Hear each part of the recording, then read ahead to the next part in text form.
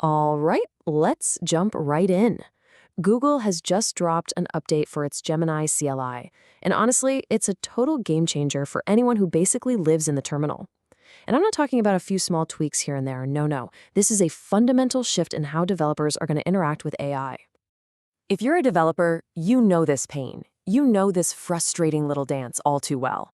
You've got your AI chat open in one window, your terminal in another, and your whole day is just this endless loop of copy, paste, run. Copy, paste. It's clunky, it totally kills your flow, and it might finally be a thing of the past. So, for anyone who's not up to speed, what exactly is the Gemini CLI? Well, think of it like an AI assistant that's built to live right inside your command line.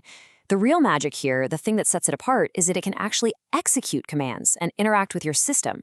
It doesn't just suggest code, it can actually run it. And the fact that it's open source, that's a huge win for the whole community. This slide, this right here, captures the entire revolution we're talking about. On the left, you see the old way, the chaotic reality for so many of us, constantly switching windows, copying, pasting.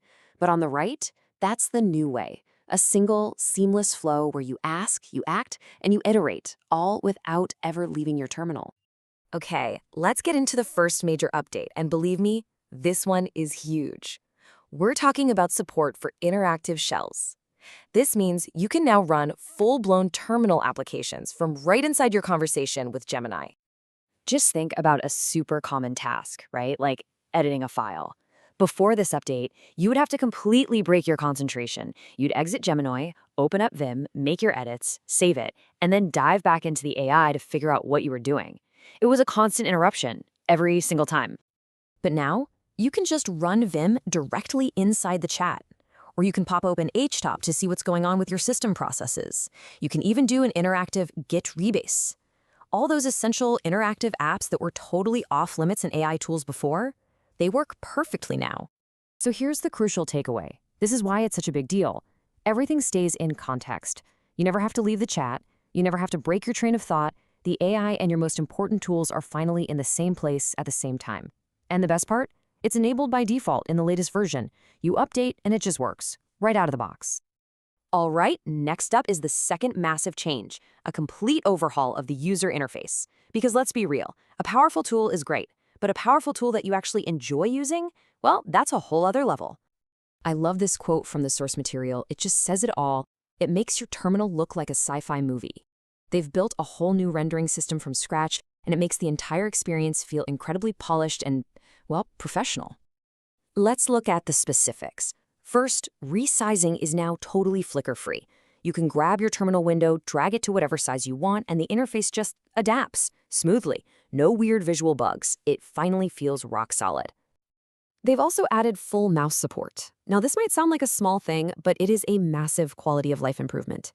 Instead of having to mash your arrow keys to get around, you can just click directly into the input prompt, like you would in any modern app. And finally, sticky headers. So when you're scrolling through a giant wall of text from some command you just ran, the important headlines stay locked right at the top of the screen. It's such a simple change, but it makes a huge difference in not getting lost. Okay, now for the third update. And this is where things get really exciting. We're talking about custom commands. This is the feature that lets you stop adapting to your tools and start making your tools adapt to you. And what's amazing is how unbelievably simple it is to get started. You just create a tiny little configuration file, write out the prompt you want to automate, pop in a few placeholders for your variables, and that's it. Your new command is ready to go like a native part of your AI assistant. So let's make this real. Imagine creating a command called /review.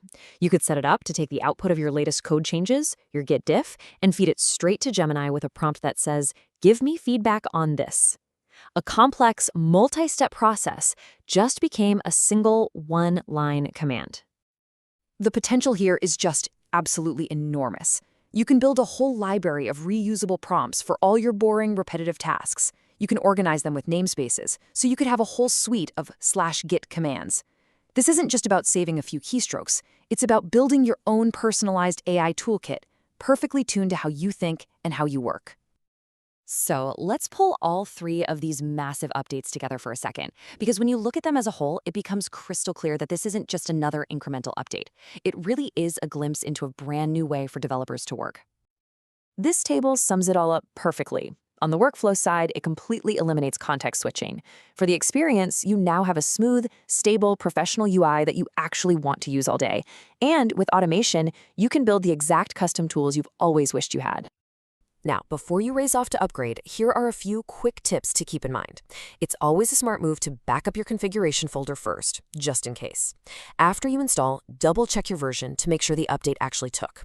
When you start playing with custom commands, start simple and then build up from there. And of course, always be careful and review any config files before you run them. And speaking of being careful, that brings us to a very quick but very important note on security. Remember, this is a seriously powerful tool that can execute code directly on your machine. So you gotta stick to the best practices. Just don't run commands or scripts that come from any sources you don't trust. So all of this leaves us with the big question, right? Is this the new standard? With its open source foundation, its deep integration into the system, and now a polished, customizable experience, the Gemini CLI isn't just a better tool. It's a new way of thinking about what our tools can even do. The developers who embrace the shift early on are going to have a massive advantage.